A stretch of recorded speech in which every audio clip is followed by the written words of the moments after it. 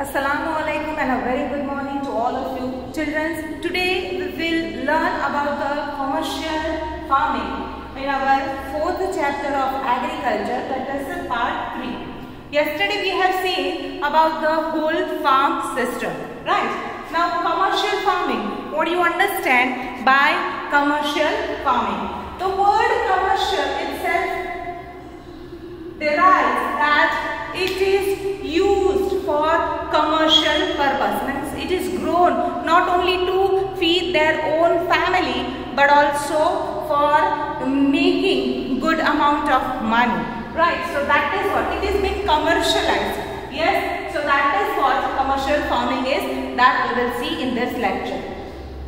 In commercial farming, crops are grown and animals are reared for sale in the market. It is purely reared and it is purely grown for the selling in the market.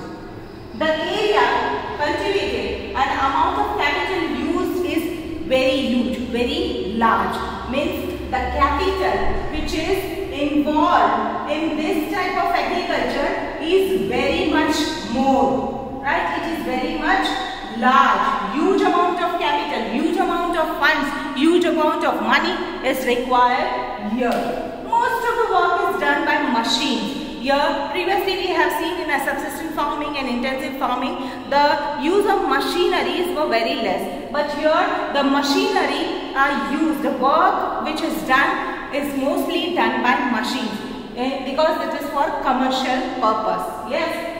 Then commercial farming includes commercial grain farming, mixed farming and plantation. Yes, these are the types of things which comes under the head of a commercial farming. Now in commercial grain farming, crops are grown for commercial purpose. Wheat and maize are common commercially grown grains.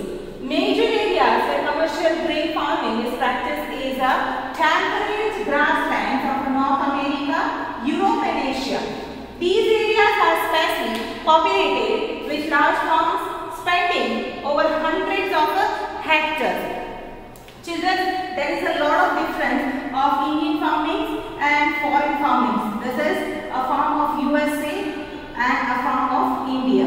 I will tell you that in detail in our next lecture. It will come the difference between Indian farms and difference between USA farm. That also we will study in our coming lectures.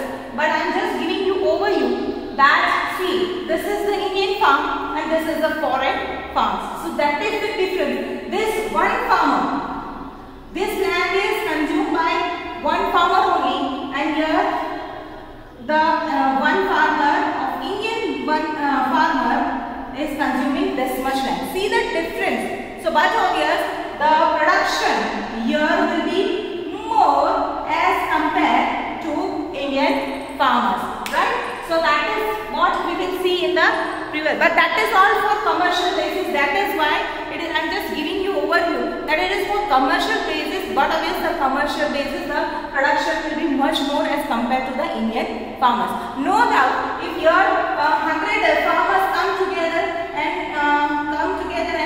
give the production which here in America one single farmer might be giving. So that is for commercial purpose. So that is again. Now these areas are sparsely populated with a large farm spreading over the hundreds of hectares. See, the winter restricts the growing season and only a single crop can be grown, right? Now in mixed farming, the land is used for growing food and fodder. Crops are rearing livestock. As we have seen that livestock means all the cattle, goats, sheep, chickens, that is poultry related, all that livestock that comes under the livestock, right? Now further we will see that it is practiced in Europe. It is practiced in Europe, Eastern USA, Argentina, Southeast Australia, New Zealand and South America.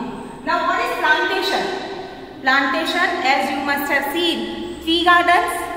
At one place only n number of plantations of a tea are been there on the slope, or basically it is on the slope of the mountains, right? So plantations are a type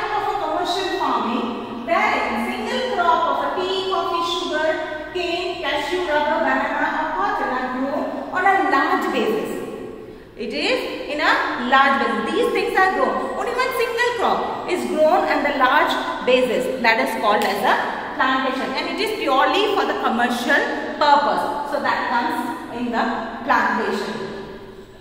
Now, large amount of labor, because it is in a large area and single crop is grown. So, but obvious, large amount of labor is required. Large amount of capital, that is funds, money is also required. Right? Now, the produce may be processed on the farm itself or nearby factories. Now, whatever products it is coming out, they need certain processes.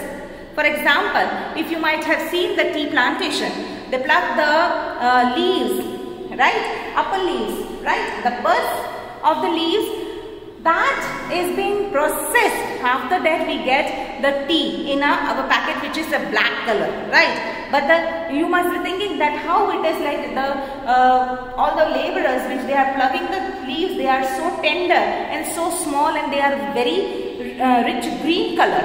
And when the packing which comes to our home as a tea powder or tea granules, that is in black color. Children, that is because of certain processes is been done. See, these processes either done on the farm itself or nearby factories which they have been planting.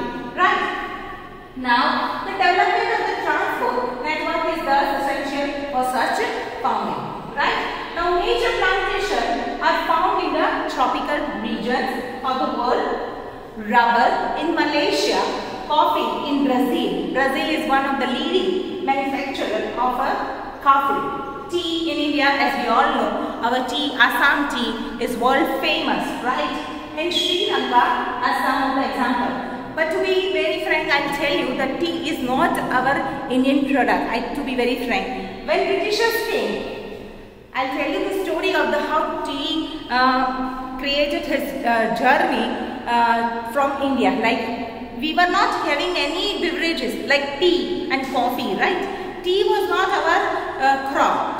But when foreigners came, Britishers, as we all know, there's all colonial people, they came and they ruled in India. When they came in India, and even Britishers have started our first railway from Thane to Mumbai. We all know that also. Now, they were very much addicted with this tea, that is beverage, tea kind of beverage. And so they also wanted people in India should grow these also. So they introduced this tea on the platform. They started giving this tea, serving this tea to all the passengers who are traveling in train on railway stations free of cost. And now from this, the journey of tea started in India, right? So that is what. Now, and Sri Lanka are the examples of this kind of a plantations, right? Now, we will see the major crops in our next lecture. Till then, keep watching and go through the test books and read it thoroughly so that you can understand well. Thank you. Have a nice day.